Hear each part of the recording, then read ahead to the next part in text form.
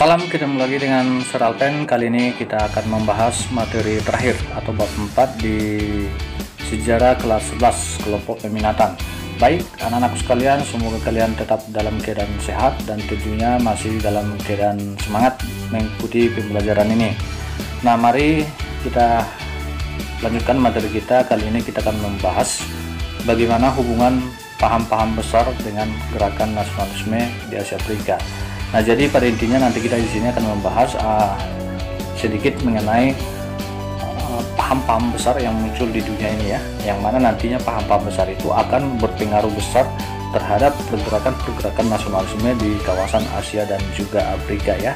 Nah, dan oleh sebab itulah nanti maka tujuan pembelajaran kita kali ini setelah nanti saya jelaskan, tentu akan diharapkan yang pertama mampu menganalisis perkembangan paham-paham besar di dunia dan juga menjelaskan pengaruh paham tersebut terhadap nasionalisme di Asia Afrika.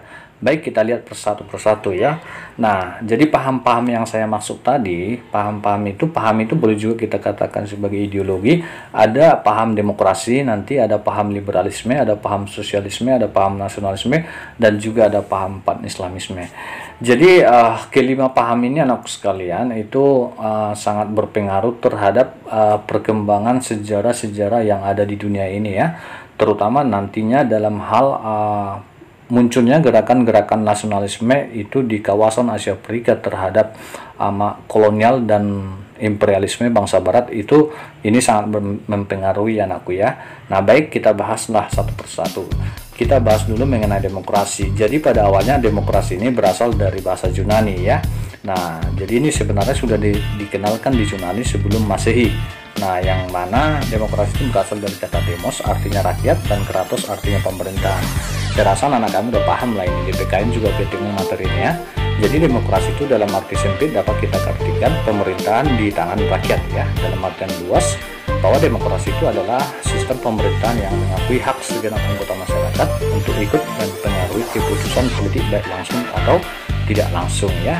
Nah, jadi boleh kita katakan demokrasi ini sangat bertentangan dengan negara atau raja-raja yang melakukan pemerintahan secara absolut ya. Nah, jadi itu pengertian demokrasi, atau sering juga kalian dengarkan dari rakyat oleh rakyat untuk rakyat begitu ya. Nah, kemudian kondisi yang mempengaruhi terciptanya demokrasi itu adanya kesepakatan bersama dalam masalah fundamental dan upaya memungkinkan kebebasan berpolitik ya di dalam sebuah negara. Jadi demokrasi ini mula-mula diterapkan di Yunani kuno, yaitu demokrasi langsung, kemudian berkembang itu ke Eropa lainnya dan akhirnya sampai ke Indonesia begitu anakku sekalian. Kemudian perkembangan demokrasi itu nanti dapat kita ikuti, misalnya pertama sekali tentu dari Yunani. Nanti di Yunani itu dikenal ada istilah demokrasi langsung ya, tokohnya nanti dapat kalian baca di situ. Kemudian masuk ke Eropa lainnya, misalnya di Prancis ya. Ini paham demokrasi ini masuk ke Prancis, itu sebabnya nanti di Prancis itu mengalami perubahan secara besar-besaran. Itulah yang kita pelajari sebelumnya, yaitu revolusi Prancis ya.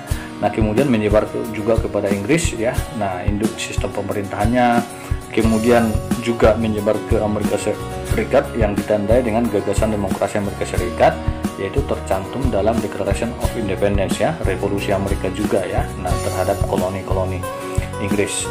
Nah, sekarang kita lihat bagaimana pengaruh demokrasi terhadap gerakan nasionalisme di Asia Afrika.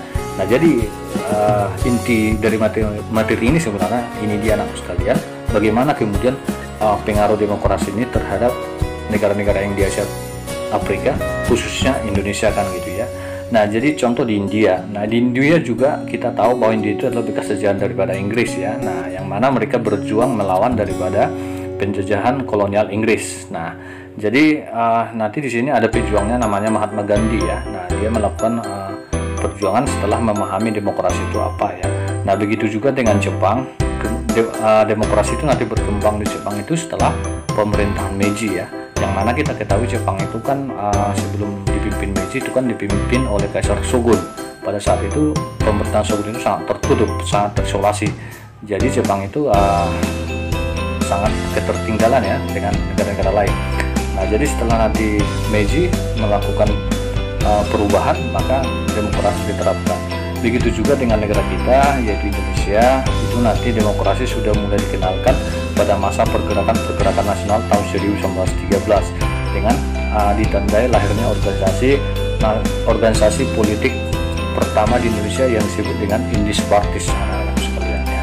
Nah, bagaimana pengaruh demokrasi di Afrika sendiri? Nah, misalnya berapa kita lihat di Afrika Selatan ya. Nah, ada di sana perbedaan antara golongan putih dengan golongan hitam ya, yang disebut dengan politik apartheid. Nah, ini pejuangnya sangat terkenal, namanya adalah Nelson Mandela ya. Nah, oke. Kemudian kita masuk paham yang kedua, namanya liberalisme ya. Nah, jadi liberalisme itu paham yang mengutamakan kebebasan atau kemerdekaan individu. Nah, jadi liberalisme itu berasal dari bahasa Latin libertas dan artinya kebebasan ya. Sedangkan dalam bahasa Inggris liberty artinya kebebasan. Nah, jadi kebebasan yang dimaksud adalah kebebasan individu untuk memiliki tempat tinggal misalnya, mengeluarkan pendapat misalnya, berkumpul juga ya. Nah, jadi pada hakikatnya anakku sekalian, liberalisme ini timbul karena reaksi terhadap penindasan yang dilakukan oleh kaum bangsawan atau kaum agama di zaman absolut monarki. Nah, ini yang kita pelajari misalnya di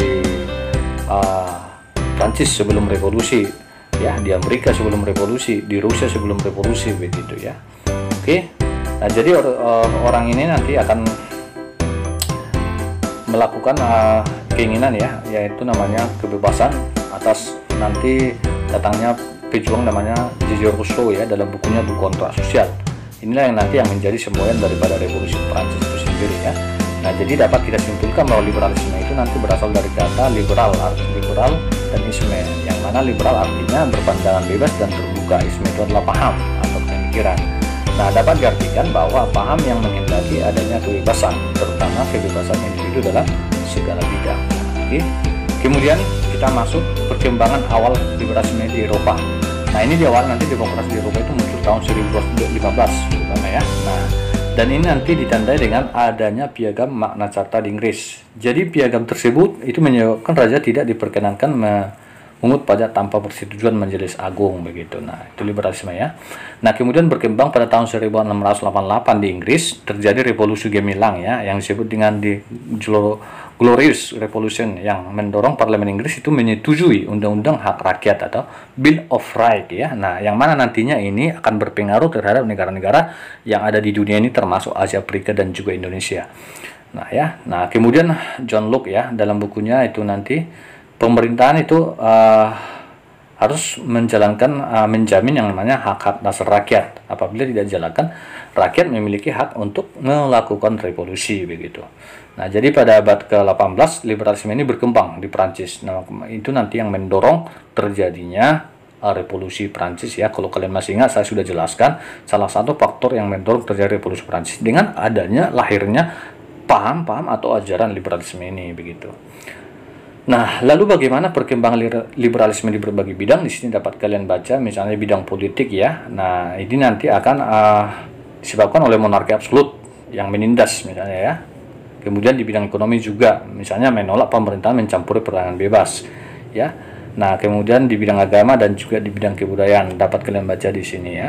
Oke, itulah liberalisme. Jadi kata kunci daripada liberalisme itu adalah mengajarkan sebuah kebebasan begitu ya. Kemudian sosialisme. Sosialisme ini adalah paham yang menghendaki terwujudnya suatu masyarakat kolektif yang bahagia ya. Nah, jadi sosialisme lahir sebagai reaksi terhadap revolusi industri akibat liberalisme tadi juga ya. Nah, jadi sangat mempengaruhi. Nah, sosialisme ini berusaha mengatasi ketimpangan dan mewujudkan kemakmuran bersama. Karena revolusi industri itu kan membawa dampak negatif juga. Artinya setelah revolusi industri itu terjadi nanti kesenjangan sosial antara kaum buruh dengan pemilik perusahaan pada saat itu ya. Nah, disinilah kemudian nanti kaum buruh, kaum tenaga kerja itu memperjuangkan nasib mereka, memperjuangkan hak-hak mereka. Nah, muncullah nama yang disebut dengan istilah sosialisme ini nanti ya. Nah, tokoh-tokohnya itu nanti ada Thomas More, Saint-Simon, ada Charles Fourier, kemudian Robert Owen, Louis Blanche ya. Nah, dan lain sebagainya. Kemudian sosialisme ini dalam sejarah itu mengalami perubahan ya, atau metamorfosis sosialisme. Nah, yang pertama sosialisme demokrasi ini nanti gerakan sosialisme berdasarkan Marxisme ya. Nah, dalam perkembangannya sosialisme demokrasi berpegang pada asas demokrasi yang menentang Marxisme. Kemudian nanti anarkisme. Nah, anarkisme ini meyakini negara, pemerintahan kekuasaannya merupakan lembaga yang menyebabkan terjadinya penindasan dalam kehidupan. Nah, jadi di sini nanti ideologi sosialisme dalam anarkisme sebagai berikut, ada anarkisme kolektif, komunis, sindikalis, dan individualistis begitu ya. Nah, tokoh-tokohnya ada nanti Edward Bernstein ya, mengemukakan sosialisme demokrasi.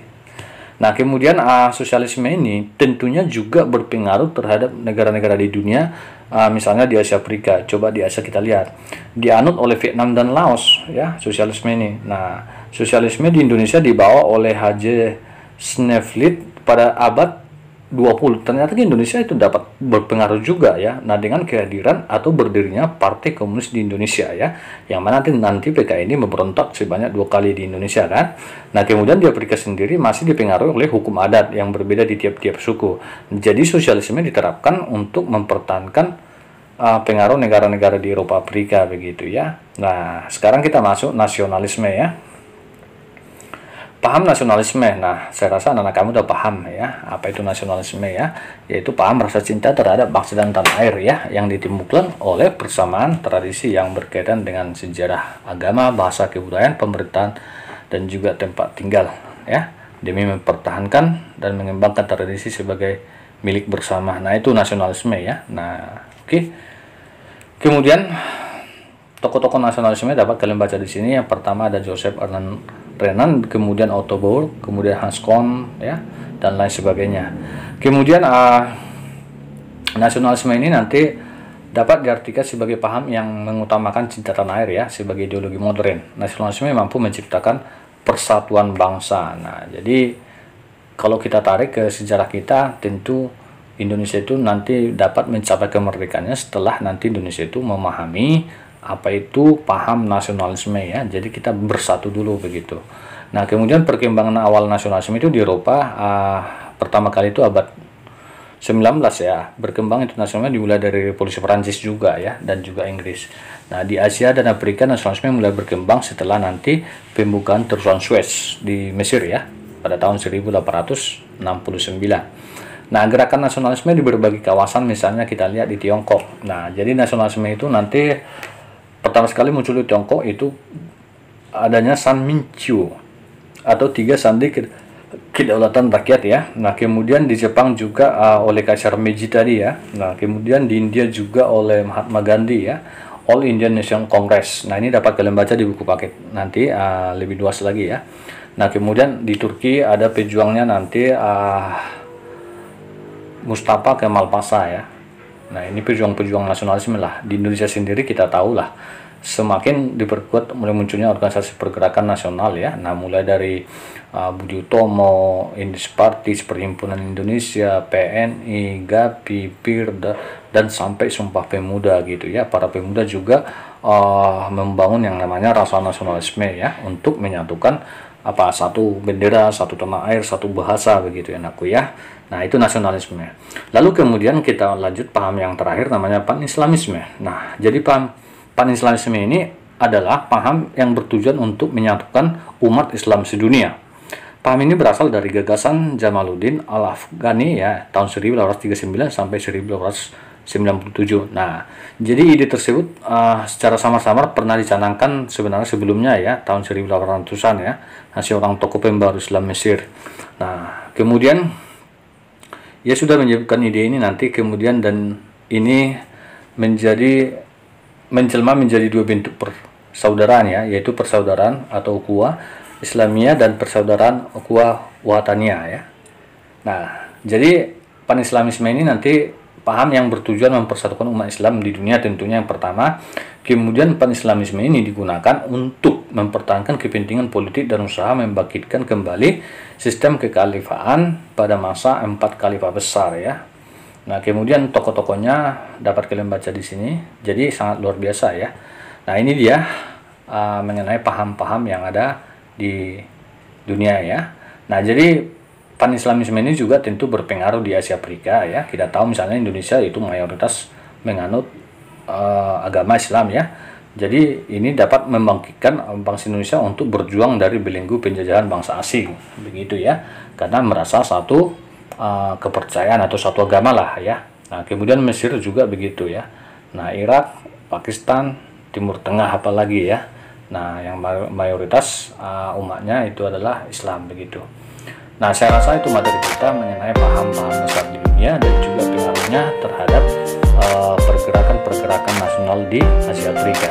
Jadi dapat kita simpulkan anakku sekalian, tanpa paham tadi kemungkinan ya kita tidak akan bersatu, ya kita tidak akan bisa bersatu untuk melawan yang namanya kolonialisme dan juga imperialisme ya. Jadi dengan kehadiran dari paham-paham tadi, maka muncullah nantinya perubahan-perubahan besar yang disebut dengan revolusi, baik itu revolusi mempertahankan kemerdekaan, baik itu revolusi untuk menggulingkan pemerintahan yang absolut begitu ya. Nah, jadi